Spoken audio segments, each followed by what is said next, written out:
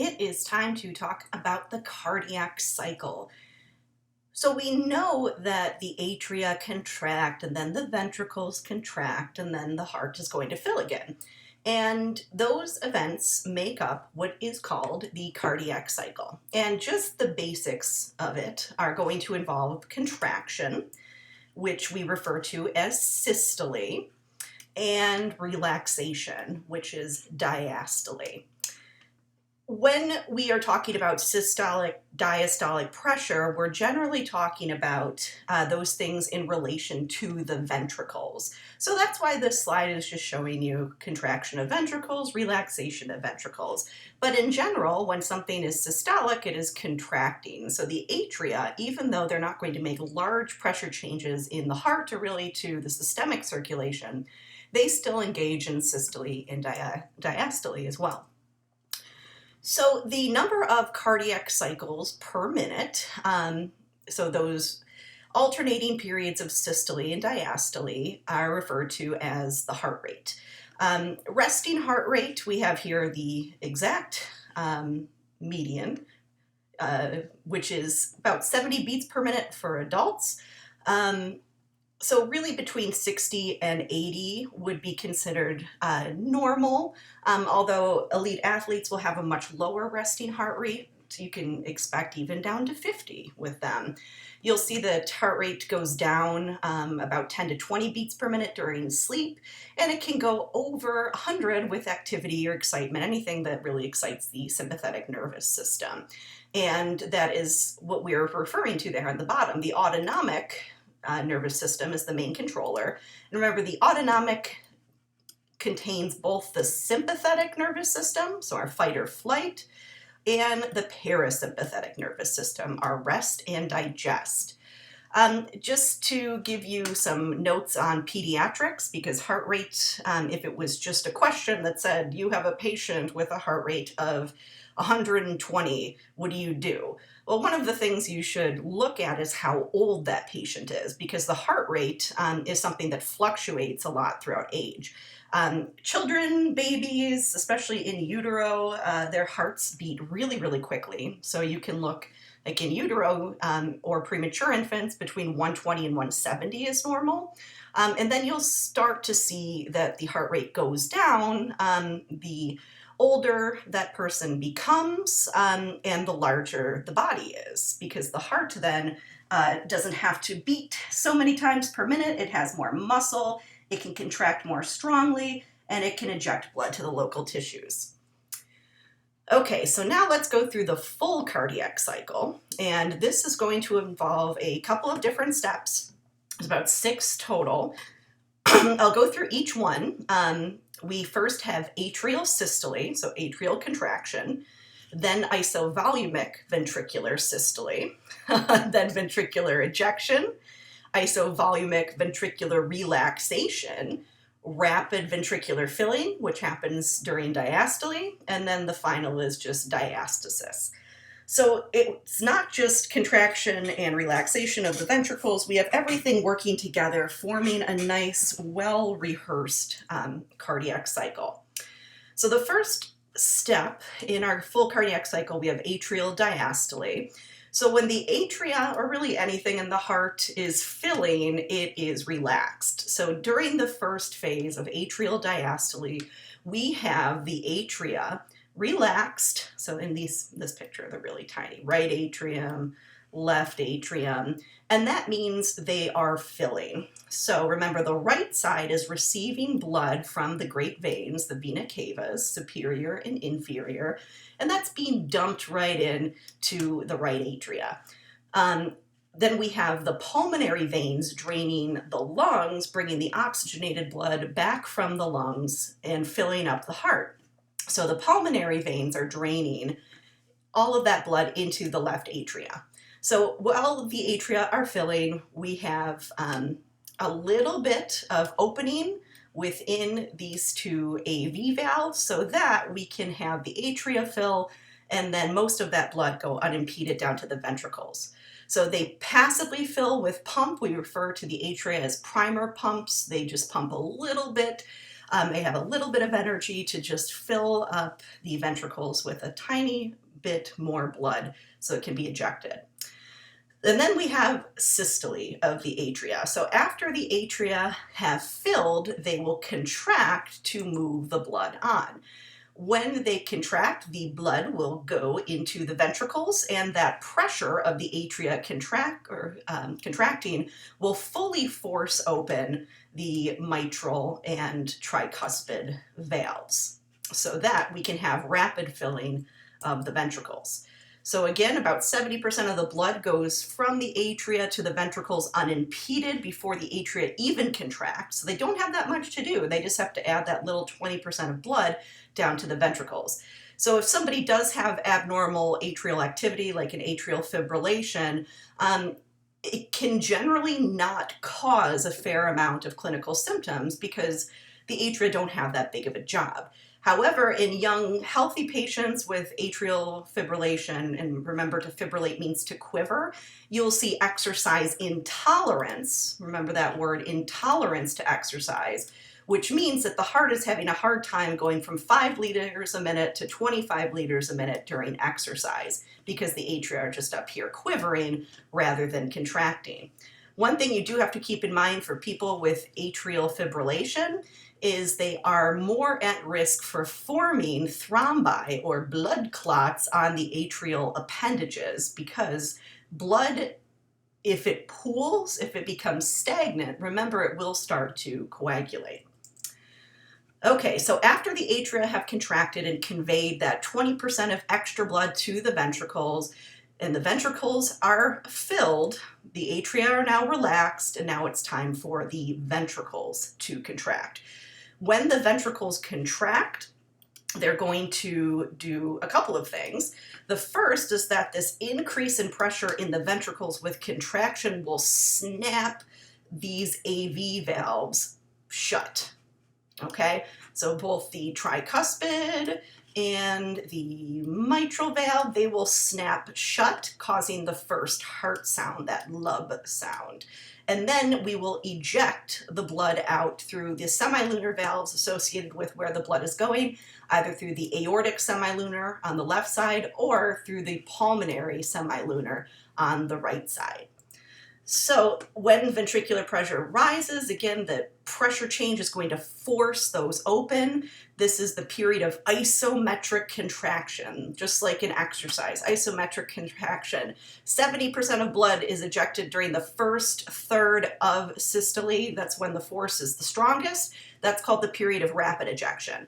The remaining 30% slowly empties during this period of slow ejection, which will be spreading, remember, from the bottom, because the wave of contraction comes down here and then starts to squeeze up this way through the wall, so that contraction really starts at the bottom of the ventricles and then leads upwards. So we have this rapid ejection, and then we have this slow squeezing of the extra blood out during slow ejection.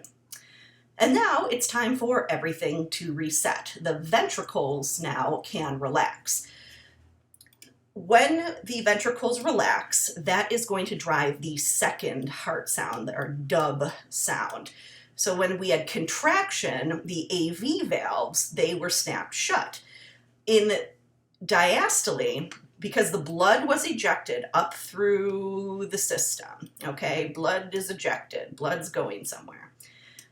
The pressure changes associated with the blood out in the system is going to cause some of that blood to back up, because there's not going to be some air here. There's going to be blood moving through the system, and some of it will back up and fill the vessel. That pressure change is going to cause the semilunar valves to snap shut. So the first heart sound was caused by ventricular contraction, and the second heart sound is caused by ventricular relaxation. So high pressure, again, these AV valves are open so that the ventricles can fill again. They fill really quickly, and we start over again contracting the atria, adding more blood to the ventricles. So during ventricular diastole, we have the ventricles filling, and then we also have the blood in the system causing the second heart sound. Okay. Whew, this is one of everyone in physiology's favorite graphs to look at. This is a pressure graph, and there's two different measurements here on the y-axis. The first is pressure, and then the second one is volume, so literally how much blood is in there. And what you're looking at here, first we have an EKG, so P, QRS, and then a T. Down here, we're just looking at phonocardiogram, so you could listen to the heart sounds. So we have our different heart sounds. We have systole, contraction, heart sound, diastole. So we're looking at essentially two different cycles right here. Okay, so if we follow this, so this is our little P wave, so that's telling you that the atria are contracting. So if we're looking here at the volume in the heart, we've got the atria contracting, adding more blood to the ventricles, so our volume is going to go up. Then there is isovolumic contraction, so the ventricles contract, and now we've ejected the blood, so volume goes down. And then the heart starts to fill back up again, atria contract, here's our P wave. Then we have more volume in the ventricles because of that. Then QRS is ventricular contraction. So all this blood now is ejected out into the body or lungs or both. And then the T wave is telling you that it's ventricular relaxation. So again, it's going to start over again. So that's just looking at volume. Now what we're looking at up here is the pressure in the heart. So pressure and the atria are filling, not really high. We're getting ready to do the QRS now, so that means ventricles are about to contract, so AV valves snap shut. And then we have pressure rising, rising, rising, rising, rising, rising, rising, while the ventricles are contracting. And then the blood exits during the ejection phase, and then isovolumic relaxation, so pressure is going to go down, the AV valve opens again, and we're going to start this cycle over again. This is also showing you which valves open and when. We can look at aortic pressure, we can look at ventricular pressure, atrial pressure. Aortic pressure is going to be a nice indicator of what the pressure is in the system. So obviously pressure is pretty stable, and then when more blood enters it, the aortic pressure goes up. And then the heart's relaxing, nothing's really happening, the blood's moving along, and then there's more blood added, and the pressure goes up. So if you take a little look at this graph, everything you need to know is on here relative to pressure changes during the different phases of the cardiac cycle, and it should be relatively self-explanatory, believe it or not. Okay, one final thing I'll go over are just these different volumes. We have end diastolic volume and end systolic volume. End diastolic is what is in the heart at the end of filling. So at the end of diastole, how much blood is in there. Then we have stroke volume, which is how much blood is ejected.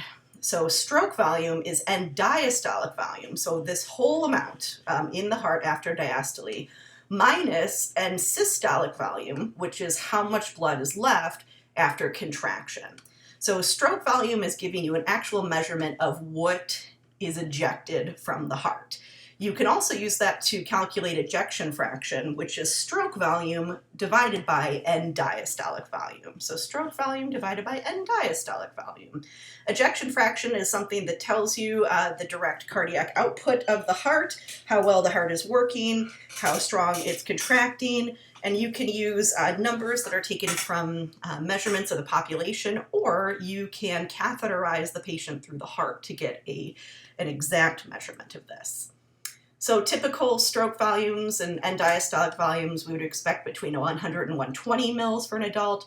Stroke volumes is about 70 mils, and end systolic volume is about 40 to 50. So even though the heart is contracting really strongly and the pressure is really high, not all blood will leave. There should be a little bit of blood left over after contraction, but not more than 40 to 50.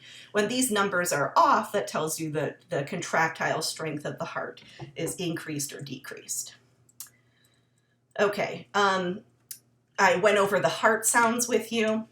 There are these two heart sounds. There is the first heart sound and then the second heart sound, lub dub, we usually call that. Remember, the first heart sound is when the AV valves close during ventricular contraction, and then the second heart sound is when the ventricles are relaxing and the semilunar valves snap shut due to backup. Just a little note, the heart valves don't make any sound when they open. So if you see that as a choice for heart sounds, like the opening of the AV valves, they don't make any noise. They only make a noise when they snap shut. Okay, this is looking at pressure in the different periods, the pressures of, or the period of filling, and then the volume in the left ventricle and intraventricular pressure during systolic and diastolic. This is explaining to you volumetric relationships, which I'm going to give you the basics of this. So left ventricular volume, the higher the volume of blood, the higher the pressure during contraction. That should make sense to you, I hope. Okay. All right. So one of the final things is going over myocardial performance.